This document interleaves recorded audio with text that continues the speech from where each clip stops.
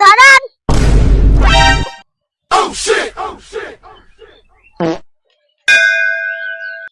কি হয়েছে স্যার? আপনি 15 কিলোমিটার স্পিডে গাড়ি কেন চালাচ্ছেন? স্যার হাইওয়ে শুরুতেই গতিসীমা 15 লেখা ছিল। ওটা গতির সীমা ছিল না, ওটা হাইওয়ের নাম্বার ছিল। যাই হোক, আপনি এখন যাচ্ছেন কোথায়? আমি এখন স্ত্রীকে বাপের বাড়ি পৌঁছাতে যাচ্ছি স্যার। কিন্তু আপনার বাইকের পিছনে আপনার স্ত্রী কোথায়? স্যার কোথাও পড়ে গেছে মনে হয়।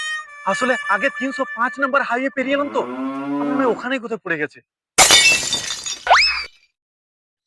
আমি ভাবলাম 305টা হয়তো স্পিড লিমিট, সেই জন্য আমি একটু 305-এ চালাচ্ছিলাম। আমার মনে হয় ওই জন্যই কোথাও পড়ে গেছে। এবার কি হবে? যাই খুঁজে নিয়ে আসি।